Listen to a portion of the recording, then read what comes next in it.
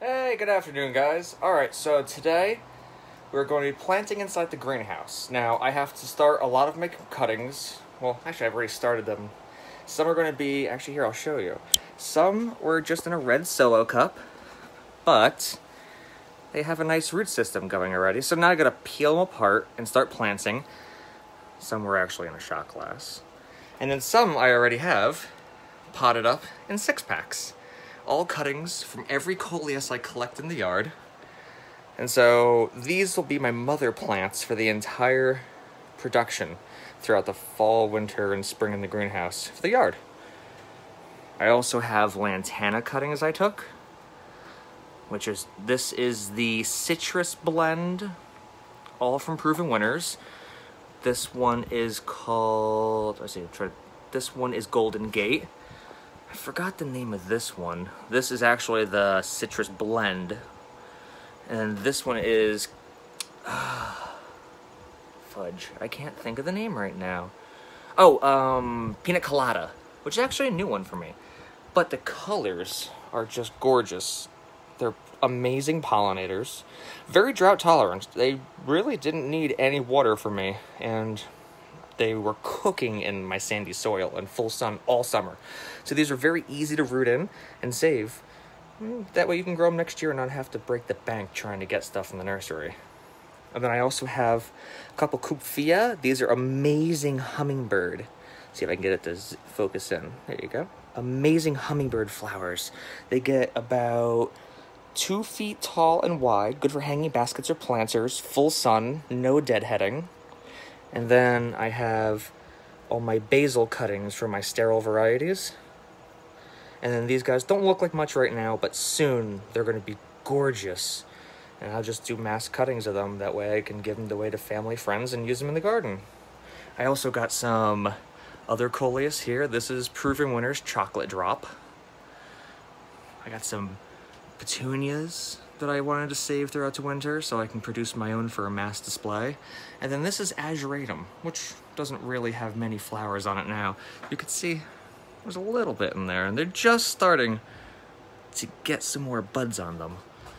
But these guys are one of my favorites. They're almost a true blue, the bluest you're ever gonna get out of an actual flower. So they're really nice for red, white, and blue combinations. They only get about 12 inches tall to 12 inches wide, and they're no deadheading required. They'll bloom nonstop. So what I'm gonna do is I use Pro Mix for my soil. It's really light and fluffy, but has really good moisture holding capacity, and it has the mycorrhizal fungi I actually use in my entire garden. So what that fungi does is it actually extends the root system an extra few feet. It actually helps mine phosphorus and other nutrients out of the soil that would be normally locked up. And what happens is it keeps the plant from being drought stressed. The root that actually extends out and gets water and brings it to the plant, so that way, especially if there's a drought, it's a less chance your plant is going to die because it has the extended root system. And so what I also do is I save all my planters. Well, my little nursery pots that I buy in the spring, or anything I get from the nursery, I save them. They're good for quite a few years. So all we're going to be doing is potting them up today. So now I got to figure out how can I... Oh, by the way, here is my new greenhouse. It's a 14-footer. Twin wall polycarbonate. It's a little messy right now. I haven't fully gotten everything cleaned up and set. It was just installed only like a month ago. But... and this is the heater I use, Dr. Heater with a thermostat. Fantastic heater. But, alright, so we're going to go ahead and start potting up some of this stuff. So let me see if I can go ahead and prop this up, so that way I can show you guys how to do it. So what we're going to do, here we go. Perfect. Oh no, sorry guys, I'm really new at this still, so please forgive me.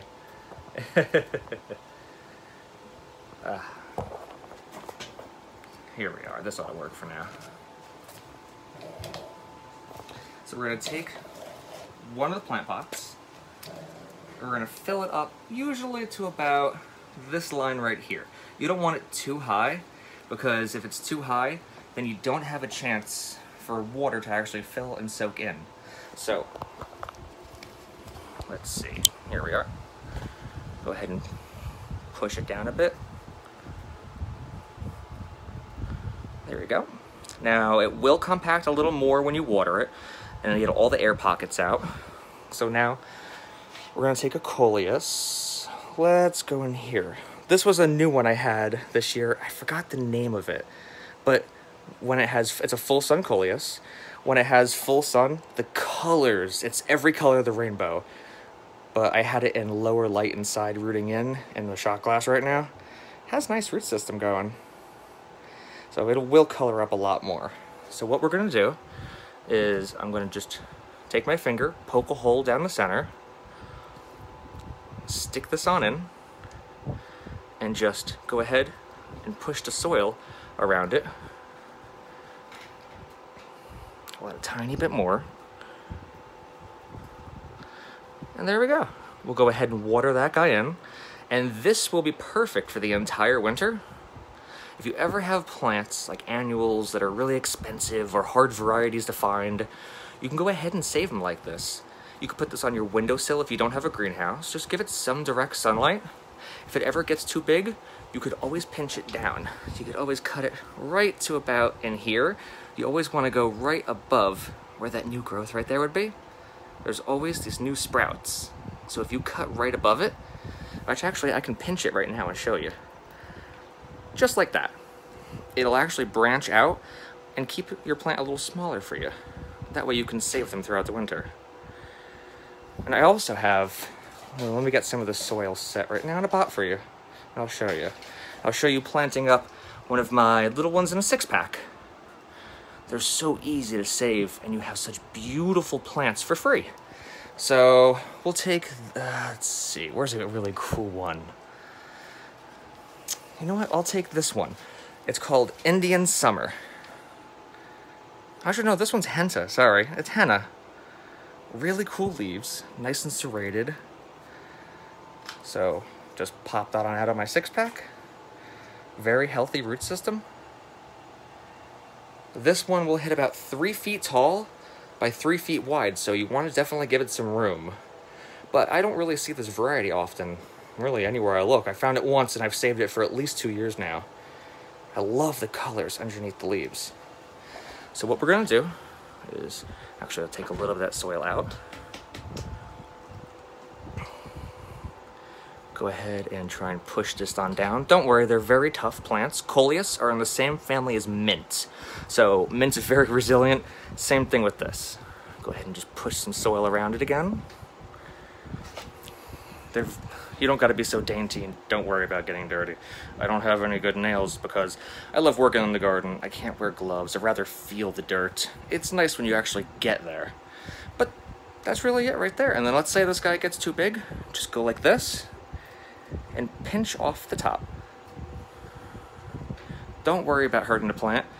And then you could actually take this and put it in some water and it'll actually root in too. So any pieces you pinch off, you could actually save, which is real nice. It's the plant that keeps on giving. So that's some of the coleus. I'm also going to do some of the lantana. These guys are just my favorite pollinator plant. I've had so many butterflies and hummingbirds. It's amazing on how much. And they get about 3 feet tall and wide per plant. No deadheading required or pruning. There's no pests, and they're deer and rabbit resistant, which is a great thing to have. So we're gonna go ahead and pot one of those up too. So let's see if I can get one out of its cell. Here we go. Nice root system. Rooted in really well. And these you don't have to pinch now. You could always pinch them back about a month or so after planting, and they'll branch out really nice. Yet again, you can keep these inside on a sunny window if you don't have a greenhouse or a grow light. So they'll overwinter perfect. They may look a little sad in the winter, but they'll pop right back as soon as you put them out in the summer. So we're gonna go ahead, take a little soil out, push that on in. There you go. Put some soil around this, and then here you go. Oh, look, we have a visitor. Everybody say hi to Dan. Hello. I'm making a video and showing how to pot up the coleus and lantana. So, all right. See you later, sweetie. All right, so just pot that up like that. Now, for the coleus and the lantana, if you want to fertilize them, I would go with a 1/4 strength all-purpose fertilizer. And for the winter, you don't really have to do too much because you don't want them actively growing. They're going to be in a lower light situation in the house. And if they start growing too much, they're going to get leggy and spindly, which you don't want. But that's why a 1/4 strength and about once every 2 weeks, and that should be fine for you guys. And I haven't tried the Miss Huff lantana yet. I'd rather stay with the proven winter varieties, though I can't find Miss Huff in the area. I'd have to order online. If anybody has a cutting and they're willing to share or trade, I'm always looking to trade for plants. It's really cool. I have so many things. So I'll have to give Miss Huff a shot maybe one day, if I can find it. Maybe I'll also have to order online. Oh, and also, guys, let me show you. I got some of my winter tomatoes all set. This is Tumbling Tom Yellow. I'll be hanging this from the roof of the greenhouse and picking fresh cherry tomatoes all winter. I also have some of my double impatiens that I will be saving cuttings of and growing throughout the winter, and putting that way I can do mass displays of them in the spring. But, well, I have more coleus here. Oh, this is a good, oh, hold on. This is a good one right here. This one is called Dipped in Wine. This is Pineapple Surprise. And then this one, I had to buy it when I first saw it. Let's see if I can get it out. This one right here, I love the deep veining with the nice chartreuse leaves. It's called Gaze Delight. I love the name. I saw it, never grew it before, had to get it. Now I've had it for 3 years, and they root in so easily. This will easily hit 3.5 to 4 feet tall and wide. So they're real nice for big displays. You don't need to plant many of these things. And then one other one I really love. Let's see if I can get it out. It's called Alabama Sunset. The colors on these things, look at that. Bright yellow fading to a, well, right now it kind of looks pink, but during the summer it is a brick red leaf. Absolutely stunning. And they root really, really well and grow quick. So guys, if you like coleus or lantana, or you have a favorite annual that's hard to find, please take cuttings.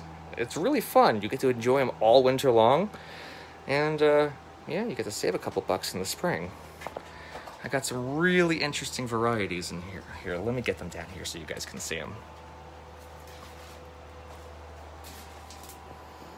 This one is called Zoe. It's a different kind of leaf for a coleus, but they're gorgeous. This is the Flamethrower series. I love the deep red.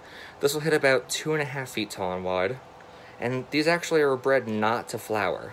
Same thing with this one. It's in the same series as the Flamethrower. So these are really, really good to use. And this one, this is now their fall to winter look, but it's called Fancy Feathers Black. In full sun, these leaves get jet black. And it's really cool if you use them in a mixed planter. They only grow about 1 foot tall and 1 foot wide. So you could use them with something with really bright flowers, and then this would highlight real nice. But they get lighter colors in the fall when there's lack of light. But, well, I hope a lot of this helps you guys. If anybody has any questions, please comment, ask anything. I'll gladly respond. I'm here to help. So, I mean, all right. Have a good one, guys. Please hit me up with any questions. I hope I could help. Take care.